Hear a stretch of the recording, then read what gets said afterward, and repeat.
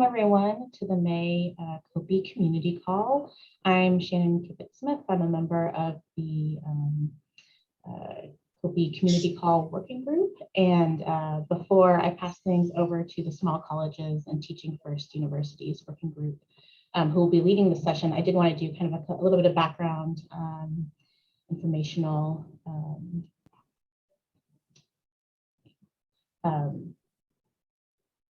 some background info before we kick things off. So in the chat, I believe the agenda document has been shared. Feel free to add your name as attending in there, and you can add notes there as well. For those of you who aren't familiar with COAPI, the Coalition of Open Access Policy Institutions was formed in 2011 to bring together representatives from North American universities with established faculty-led open access policies and those in the process of developing policies. In addition to supporting its 100+ member institutions in the development and implementation of campus OA policies, COAPI also advocates for a more open scholarly communication system at the local, national, and international levels. There are no fees associated with COAPI membership.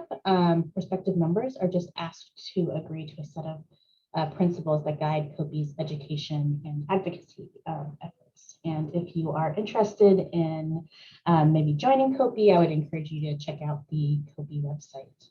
A little bit more specifically about these calls. Our goal with these calls is to create a supportive community dedicated to discussion of common questions and challenges related to open access policy issues. And these calls are modeled on the OpenCon librarian community calls, which seek to create a supportive environment where challenges can be candidly shared and everyone present is encouraged to participate in and shape discussions. And so I do encourage you to participate in whichever way you feel most comfortable.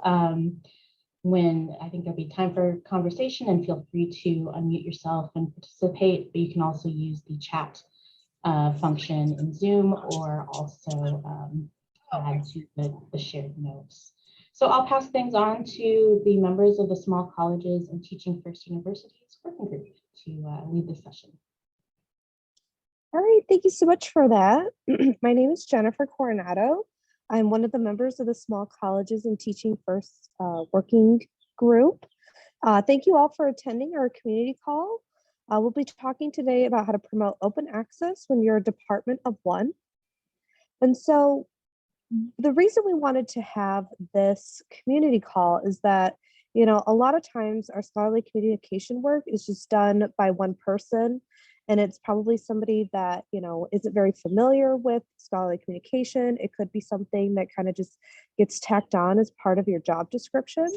And so, you know, you can find yourself becoming overwhelmed or even burnt out, especially now during, you know, in the midst of a pandemic, that you're facing challenges of basically being a department of one. And so with this community call, we wanted to help facilitate a discussion of how, you know, those of us who have been part of this working group or those that are on the call have successfully promoted open access as a department of one. So we really welcome people to bring their experiences as we discuss, you know, things that worked well for you, challenges that you're sometimes currently facing. And so we'll be kind of going through a discussion kind of base call today. So, you know, feel free to unmute yourself and share your experiences, whether it's something that you're currently working on, it's something that's just been put on your plate, or it's something that you've done successfully. And so you're trying to help others navigate this.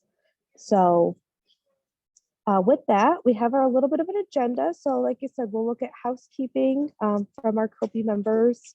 We'll do quick introductions of myself and members of our working group, and that will lead us into our discussion. And then we'll also have time for question and answers towards the end. And then we also wanted to kind of gauge people's interest in a mentorship program that our working group is thinking about developing, and if people would be interested in having some sort of a program like that. So Shannon, did you have any additional housekeeping things that you would like for the good of the order? Sure, not too much. I just want to remind people that we do encourage discussion, but when you're not talking, to please mute yourself. And also, I think just a reminder that the agenda and the Twitter hashtag have been added to the chat, so feel free to engage in those ways. And if you do experience any issues throughout the session, feel free to use chat to let us know, and we'll try to resolve those as soon as possible. Great, thank you. So I will now hand it over to Andrew, our chair of our Small Colleges and Teaching First Universities Working Group.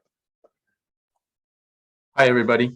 My name is Andrew Weiss. I'm a digital services librarian here at California State University, Northridge. We're in Los Angeles.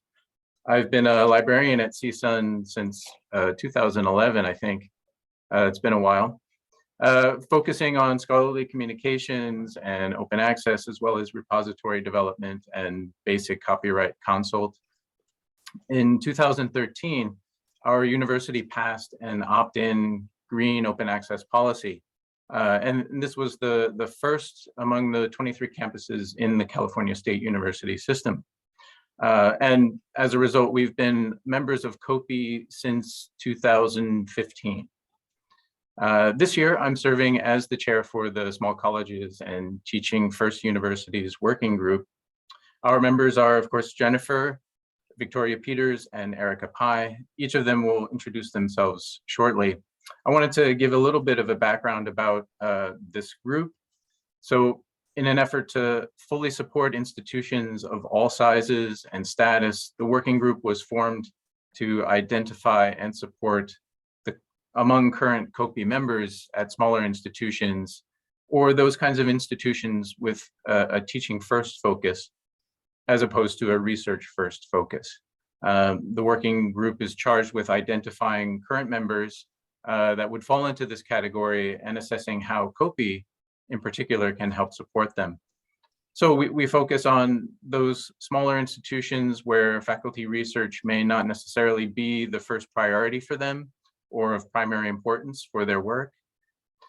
Those kinds of places where, in fact, teaching and service may be of more immediate importance. And so this nonetheless remains, open access remains an essential part of a librarian's job descriptions, job responsibilities. And so, that's where the issues may lie.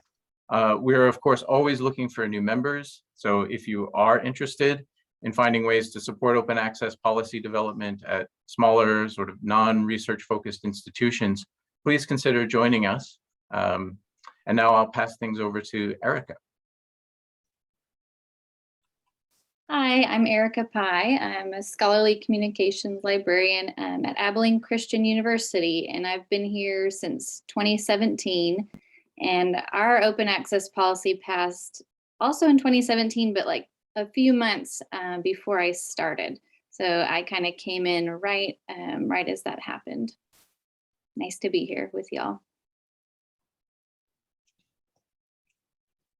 Hi everyone, I'm Victoria Peters. I'm the coordinator of scholarly communication and cataloging at DePaul University, which is in Greencastle, Indiana. And I started here in July of 2020. And our campus open access policy had been passed in 2014. We were one of the first Indiana universities to pass an open access policy, but I am newer to the scholarly communication game and excited to discuss with you. Hi, everybody. My name is Jennifer Coronado. I was kind of the voice in the beginning. I'm the scholarly communications librarian for Butler University, which is also located in Indiana. We're in Indianapolis.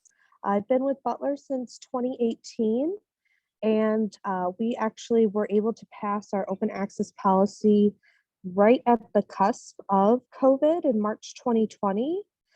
So somehow that was able to kind of work through for us. But I will be facilitating the rest of our discussion for the remainder of our time today. So let us move on. So we're now moving into the discussion section. So please, if you feel like you have something to contribute, please unmute yourself and go ahead. We will also be monitoring the chat, like we said earlier. So our first question, or our first things that we want you to think about, is how to approach open access when you're a department of one. So like I said, that's kind of the crux of our community call today. So our first question is, what were your first steps for scholarly communications duties? So you can think about this as, if you had new staff, if this is a new position for you, think about some of the resources or support that maybe you found elsewhere. So feel free to unmute and kind of contribute, especially if there were things that worked well for you. Jennifer, I'll just go ahead and share a little bit just to start us off.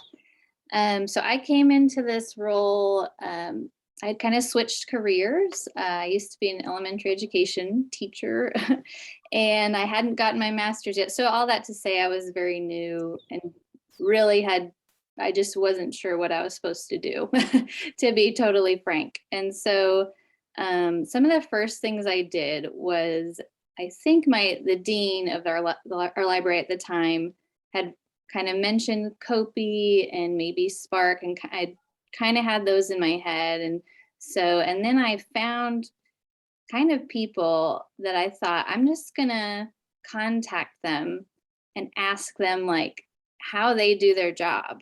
I mean, they had no clue who I was, other than maybe they knew my university. And those people were Jerry Odell and Diane Graves. If you know those names, some of you, those are familiar. But they both were willing to have like a phone call with me, like a phone call where I could ask them questions, and I took notes, and that was so helpful, just to hear like, what have you done? What's the gist of what you're doing? And so then we did become a member of COAPI. And so that was really helpful, because things like community calls or just support of people that are doing what I'm doing, because there's no one else here, in my university that's doing that. So that was very helpful. I found the Scholarly Kitchen blog. I'm sure many of you read. That was also helpful. I was just trying to like be a sponge, soak up information to get ideas of what to do. And when I had talked to Jerry, he said one of the things that was really helpful that he said was you could have two goals. Like you could have a goal of trying to fill up the IR with works, or finding them on your own, maybe things that are already open access. You could contact faculty, ask them for their works. He said, or you could have a goal of just like outreach, like making people aware of open access, helping them figure out how to, be motivated to maybe deposit things into the IR on their own. And he had mentioned that those were kind of two different goals, and that it might be smart to just focus on one goal at the time. And so the dean of our library at the time was much more interested in outreach. And so that kind of became my focus at the time. So those were just a few things that came to my mind when I had just started that I did. Thank you, Erica. Is there anybody else that would like to add on to that?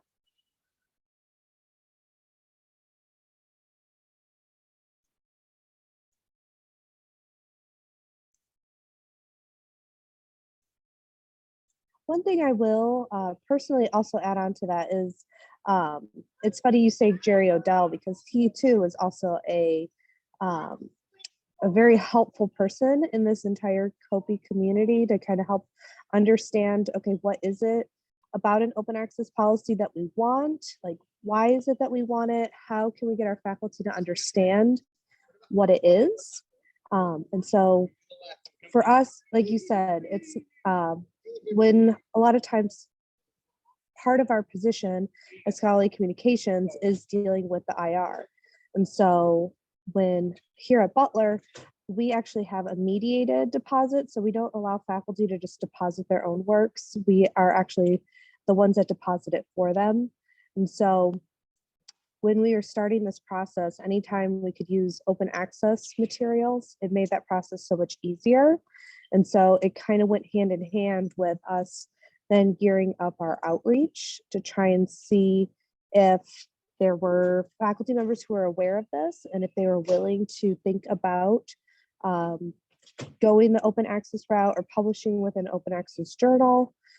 So yes, like you said, outreach kind of goes hand in hand with this and helping your campus kind of understand what open access is and how it's important and how it plays a role. And so, you know, for us, as we started this process, talking with Jerry and then also using the COAPI toolkit was very instrumental for us in both getting an understanding of what the plan looks like, what were some useful materials that were in the toolkit, using things like that. So, you know, I think for the first thing is just getting in touch with like a member of COAPI who's familiar with this process, and especially looking at that toolkit to see what materials are available for you to use and use on your campus was really helpful.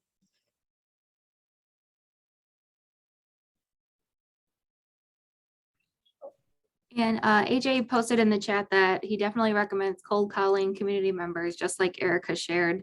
And I'll just add that I kind of had to do the institutional memory deep dive when I started.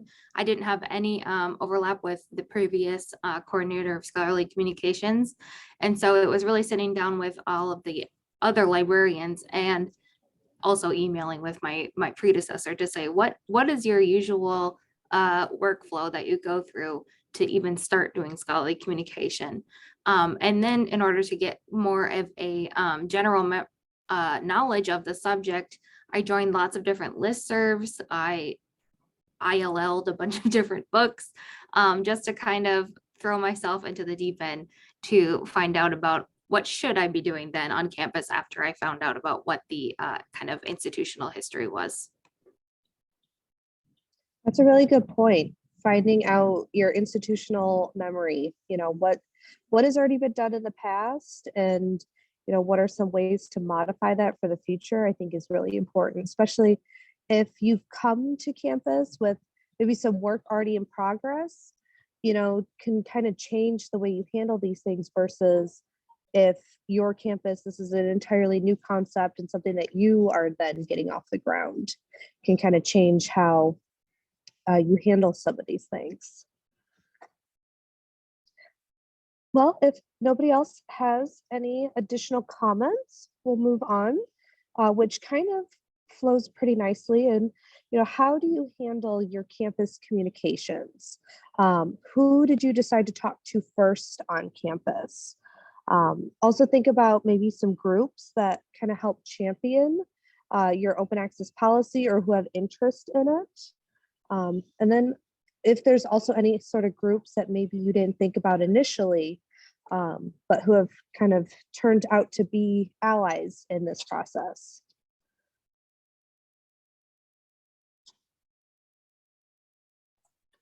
So while people are thinking about it, I can perhaps add a little bit about this.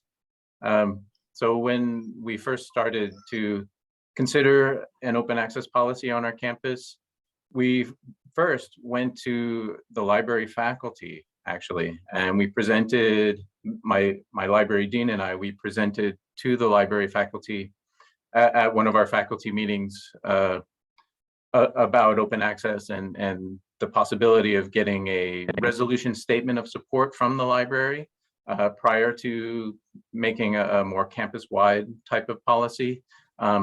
Unfortunately, we received rather tepid support for this, which was kind of a shock for us. And so we kind of had, you know, a failure right out the gate. But then we started to look around, and one of the places that we started then, restarted, was with the faculty senate here at CSUN has a library committee. So the faculty senate library committee was kind of where we restarted. We approached, we talked to them about the possibility of an open access policy. And so we started to work with the chair in particular of this committee, and then the other members of the committee, the Faculty Senate Library Committee, and we were able to kind of work with quite a number of the people in that committee who would then talk to the various members of their colleges and departments. And that's kind of how we were able to move things forward. So even though we had kind of a false start in the beginning, one that we maybe overestimated the support for, we were really able to get a lot of support then through the library committee.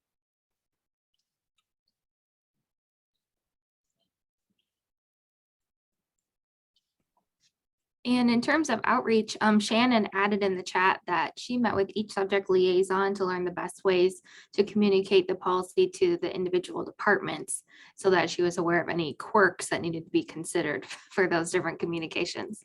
And yeah, I'd say that it is definitely a university culture of how do departments, how do faculty like to receive those communications. So since I've started, I have worked really closely with our faculty development committee and our faculty development coordinator to get the word out about our institutional repository and different OER and open access initiatives. And then just keeping kind of the library and open access name in our campus newsletter has also really helped be able to distribute it to a lot of faculty, but not get too in the weeds with too many emails. I know our dean, again, at the time when this was being passed, I think had a really good relationship with like the provost and administration up higher so that he felt supported in doing this. And so I know that wouldn't have been something probably I myself as a new person coming in, would have wanted to do, but I think that that was really helpful for us, making sure that the support was all the way to the top. Yeah, and I actually will tack on to that.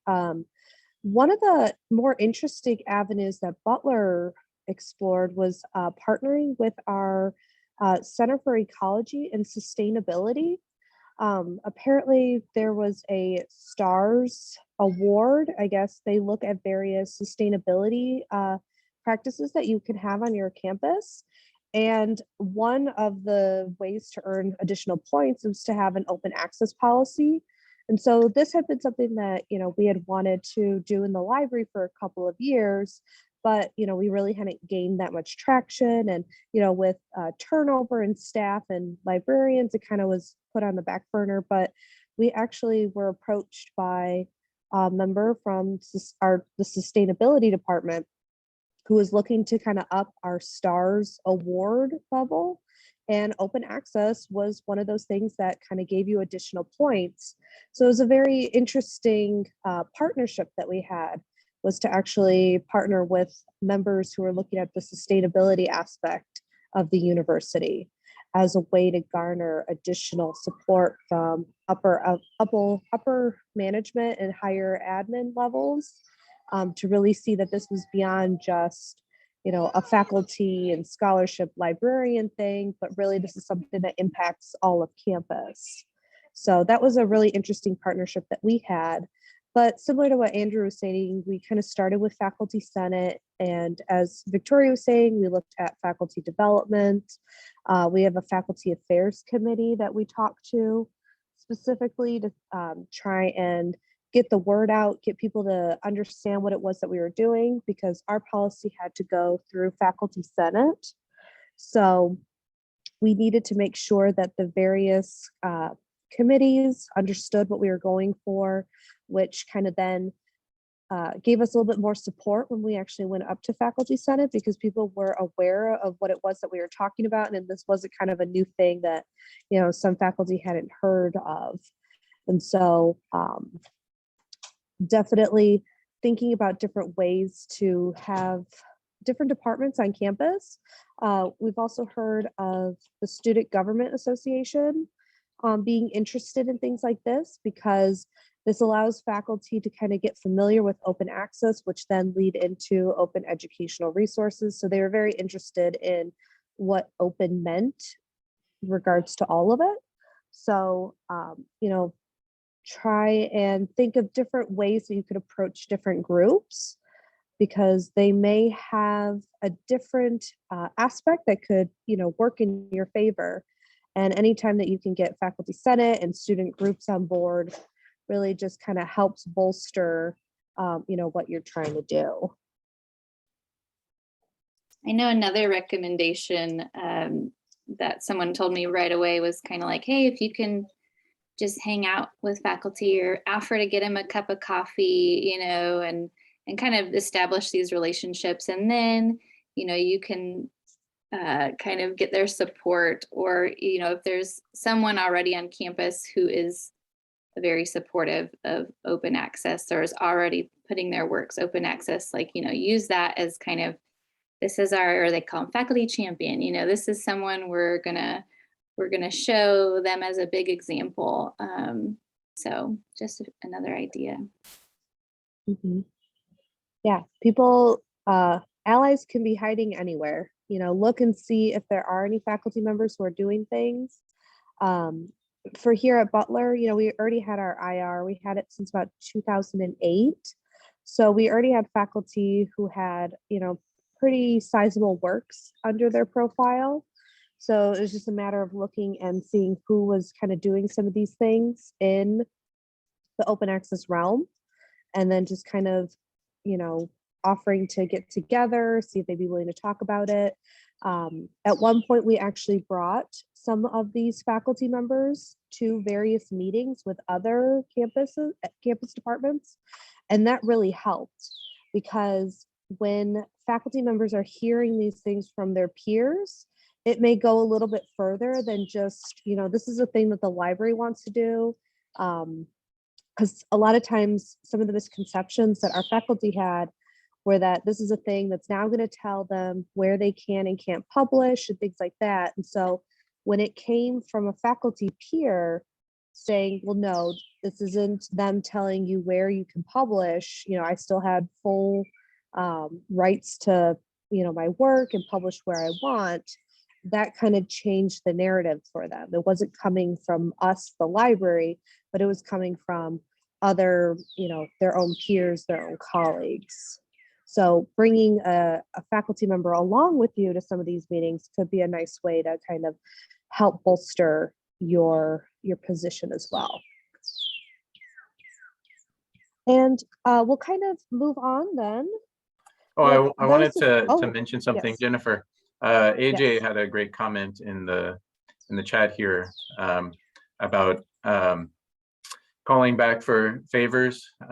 So having established some relationships with others and using kind of those connections and in order to kind of talk about ScholComm concerns. I thought that was a great point. And then also just from a technical perspective, you know, using something like Google Scholar to alert you when something is published by a faculty member, and then reaching out to them to say congratulations. I think, you know, that's really an effective strategy. That's a great strategy to focus on.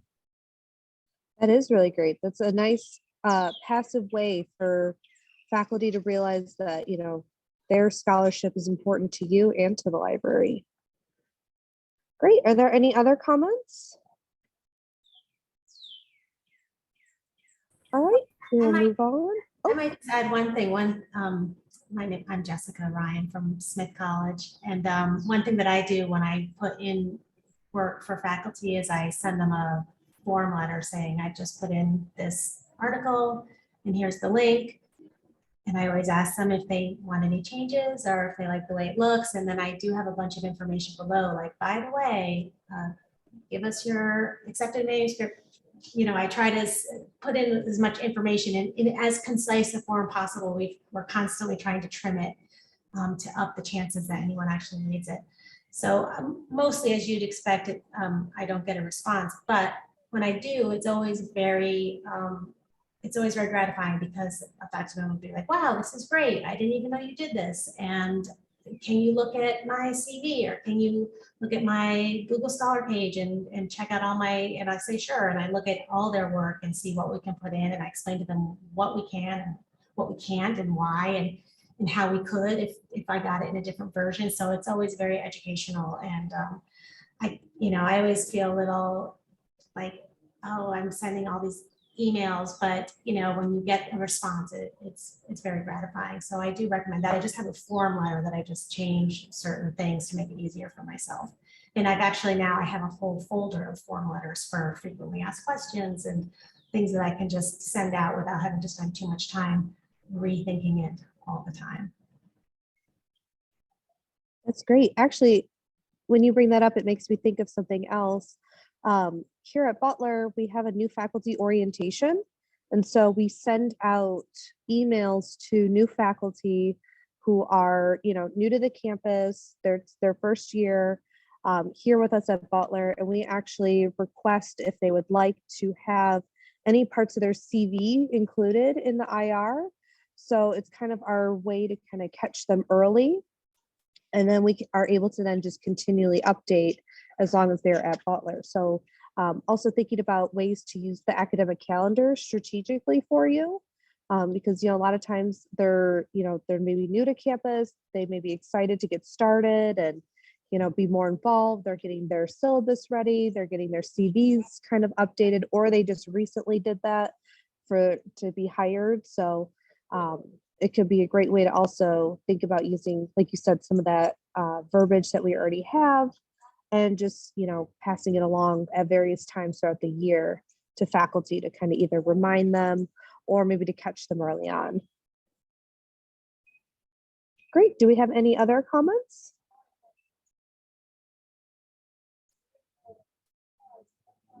All right. Well, we will move on then. For those of you that are preparing, how are you preparing to pass your open access policy? So who are you currently working with? This kind of, talks a little bit to our previous conversation of, where did you do outreach? We talked with different groups, but was there some maybe different avenues that you tried to explore that maybe worked for you? And then what kind of verbiage did you use in your policy?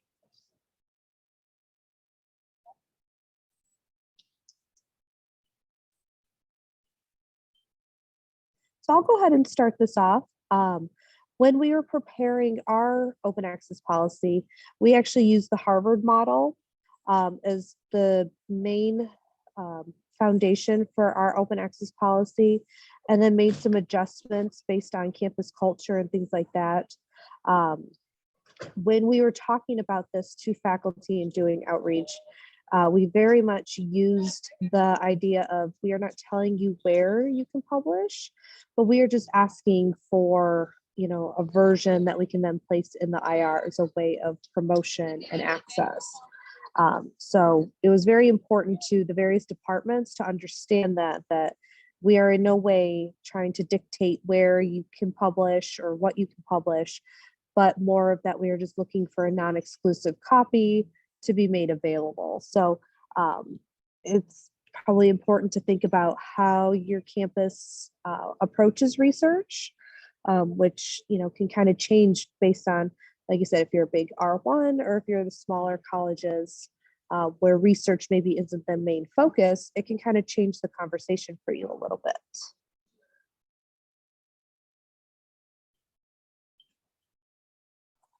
I'll add, in our case, as I mentioned, we worked with the Faculty Senate Library Committee, members of the whole committee, and then we went through to the Faculty Senate to present about open access there.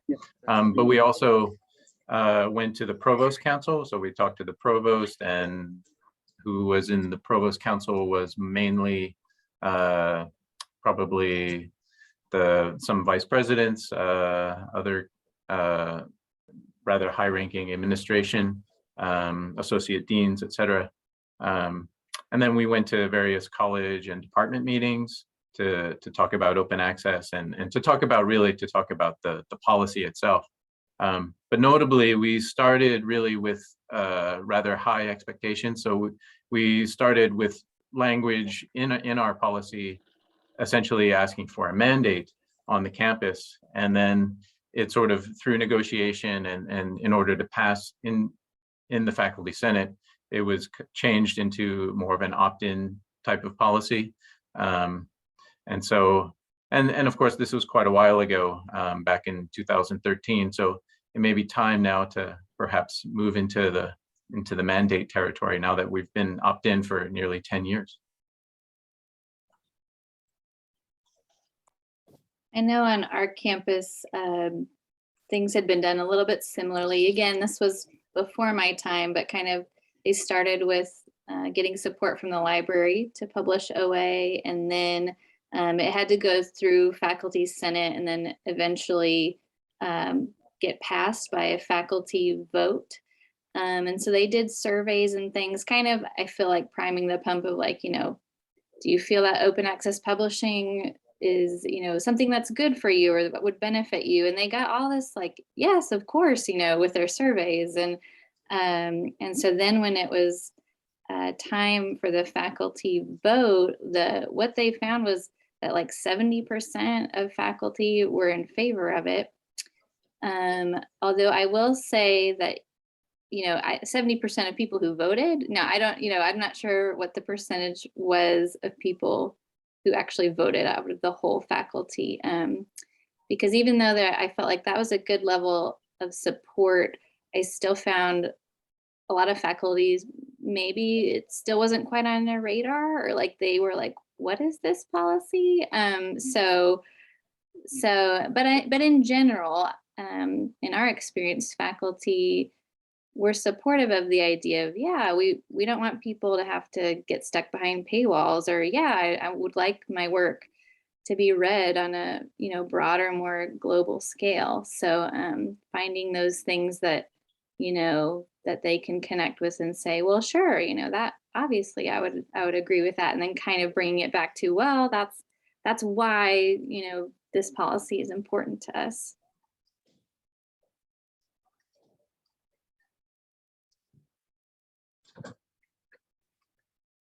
And I will also jump in with, like I said in the beginning, we were approached by our sustainability department. And so working with them, like I said, and pulling in those additional faculty champions allowed us to kind of make our voice a little bit stronger with meeting with the various other departments.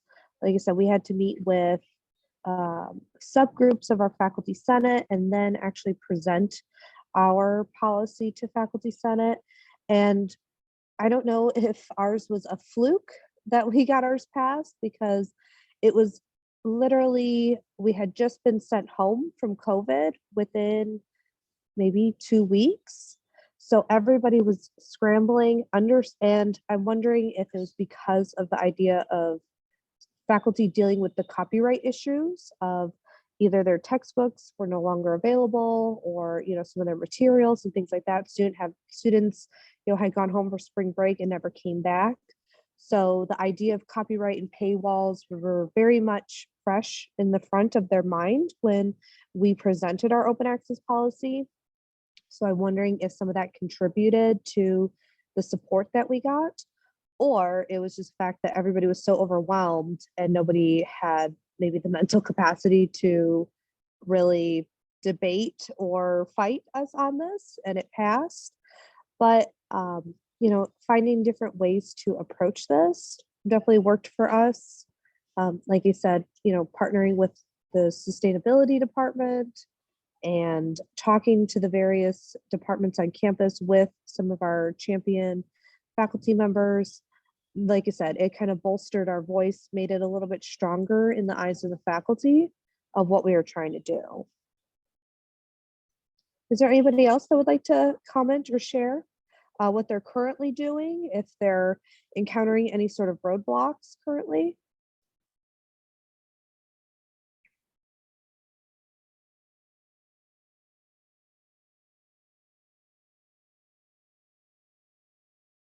All right, so then we'll just move on with finally, which kind of just wraps up a lot of what we've been talking about already. But, you know, how are you advocating for open access? Are you doing this alone, or are you working with a group? How does that kind of change for you? And how are you using some of your campus channels or ways of communicating on campus? I'll start with this one. When I started at DePauw, it was, like I said, in July of 2020. So everything was in lockdown, and I was having just a real hard time trying to grasp how to collect faculty publications. And I found on a faculty development LibGuide that they were posting faculty publications and achievements.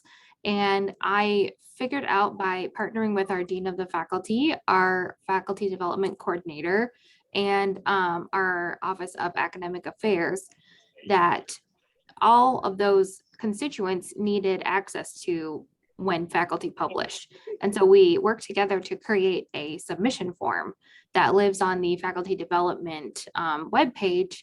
And when faculty post in the form their publications, it goes to, like I said, the Academic Affairs, Faculty Development, which puts together a yearly booklet of publication and other achievements. It goes to me to be added to the IR, and it goes to our Office of Communication and Marketing, because a lot of times those achievements get put out in different newsletters.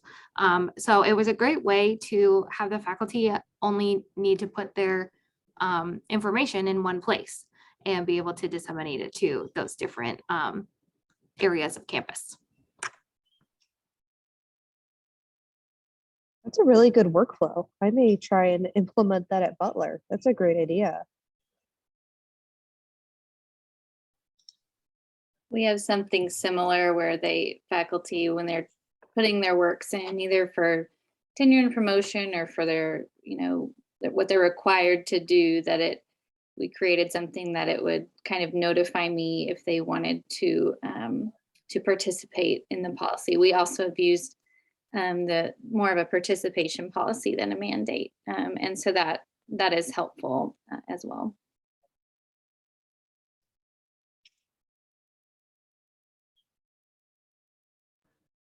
I'll say we work with the provost office, and they're collecting the info, and we just ask them for the spreadsheet, and then I kind of narrow down, take out things that aren't going to work for the IR. And we also have a opt-out system, so I have to specifically be asked. And so far, the open access policy passed in 2015.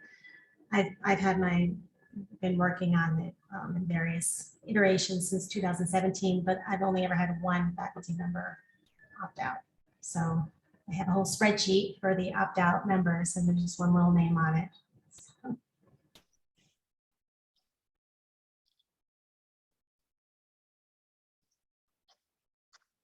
Great, thank you. Anybody else care to share?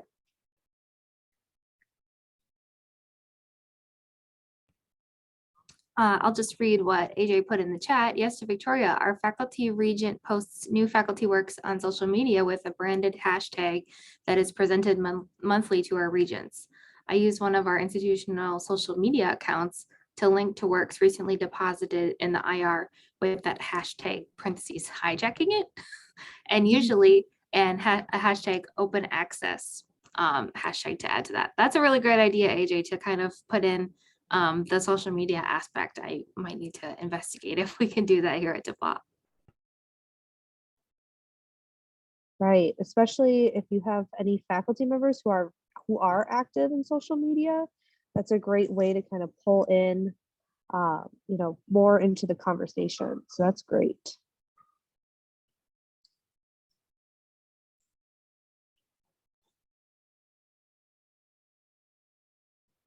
All right, well, if we have no further comments, we'll move on finally to our last question. So how has pandemic life changed your scholarly communication work? So, did it change the way you reach out to various groups? and kind of what challenges did you face? Are you currently still facing them? Or since some things seems to have kind of, some things are going back to normal, have they returned to their original process, or have you found a better process through the pandemic and you plan on keeping with that?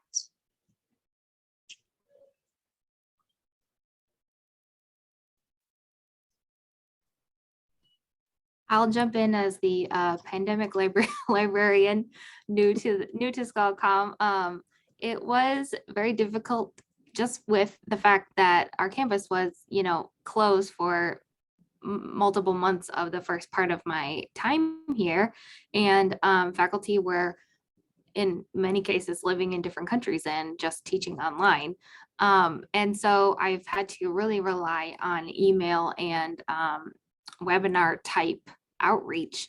And I'm hoping that this upcoming year, I can start doing a little bit more of the in-person outreach, because even some of our big faculty meetings and things have still been online throughout this academic year.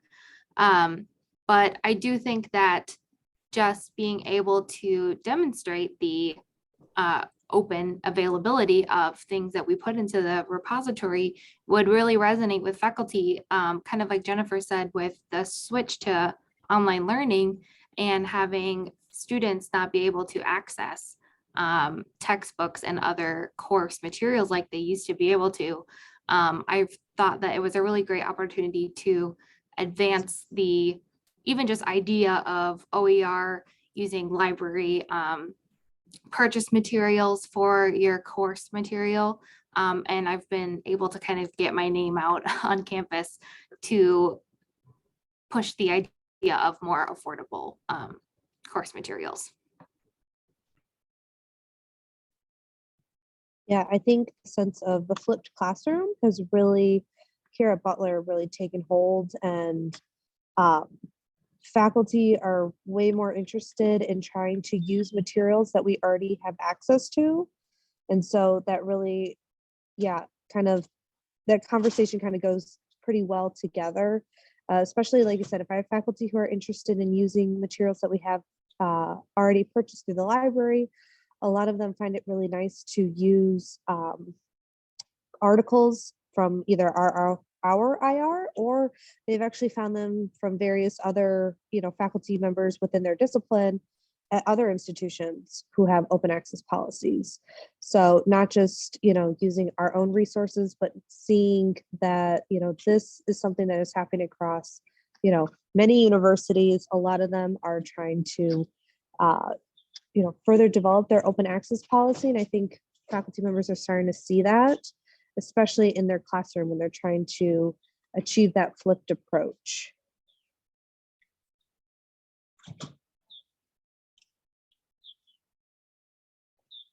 I will say for us, it has been nice being able to kind of go back in person for group meetings and being able to kind of jump in and present for yourself. But a lot of our departments have stayed with Zoom meetings. So it's actually been also really nice to kind of just jump in for 5 minutes on those Zoom calls and do a small presentation or a small reminder. It's the beginning of the year. As you're updating your syllabus and your CV, don't be afraid to send it along to the library. We'll update your profile. It's just a quick 5 minutes. They see your face either in person or on Zoom, and they start to make those connections. So that's worked out really well for us, switching to everything being Zoom and online.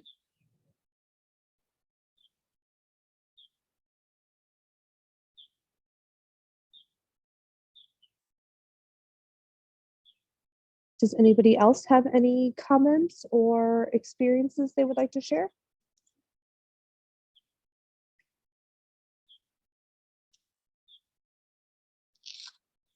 All right, so as we kind of wrap up today's discussion, does anybody have any questions, either just for the entire participant group, anybody's welcome to answer, or any specific questions for those of us on the working group or in the chat, feel free to drop a question in the chat and we'll do our best to try and answer it.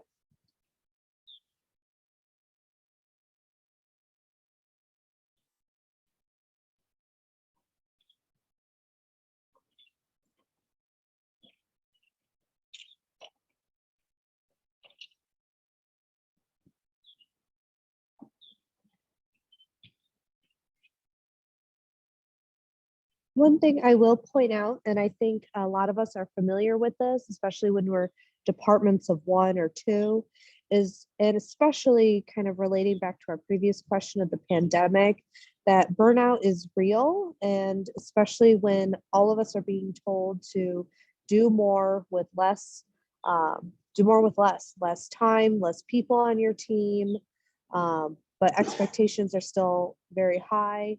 I think we need to understand that these things take time, and it's not going to be passed in a day. If you're currently working on it, your open access policy could take multiple iterations.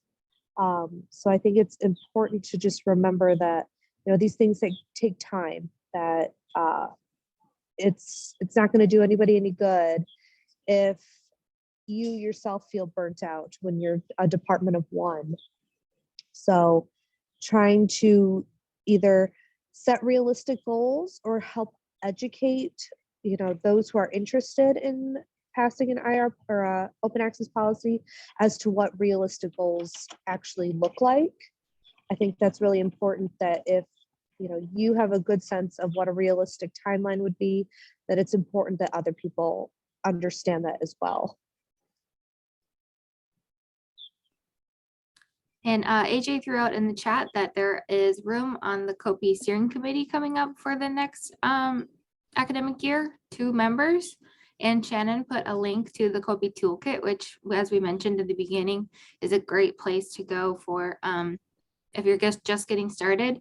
But new stuff is added all the time. I was just on a call last week or a couple weeks ago, and Jerry Odell said that he was adding new email kind of templates in there. So it's a ever evolving toolkit. Great. Well, if we don't have any questions, then we will move on to our final order of today's call, a working group membership program that we were thinking about creating. And I will hand that off to Victoria to kind of give us a sense of what it is that we're looking to do. Yeah, and I put a link in the chat, and Jennifer, you can go to the next slide. And we really just want to gauge interest in this program. We don't want to set up something and then have no one think it's a good idea. And so we are asking people on this call, and we will be sending out this form afterwards, to just tell us if you would be interested in either being a mentor, and that a mentor does not need to be a complete expert in the field. Everyone is learning day by day, or a mentee.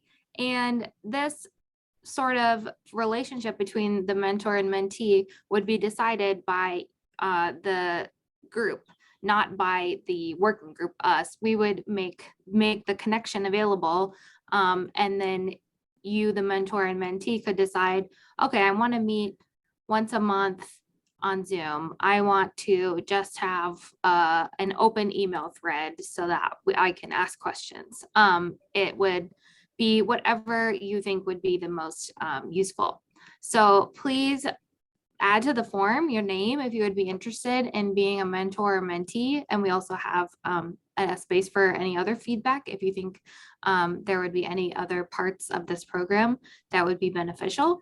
And feel free to pass that link along if you know any other scholarly communication librarians or people who have those responsibilities, because we all know that as librarians, we're getting piled on new responsibilities all the time as our departments shrink. But we will leave that form open for a little while to gauge interest, and then we will probably be using the COAPI website or the toolkit to post further. So keep your eyes open. Great. Well, we will leave you with our contact information. If there was something that you want to learn further about, something that one of us mentioned as part of our own workflows or something that we've done in the past, feel free to reach out to any one of us. So these slides will be shared along with the recording so that you'll have access to those. But other than that, thank you so much for attending. We appreciate you spending part of your morning or your afternoon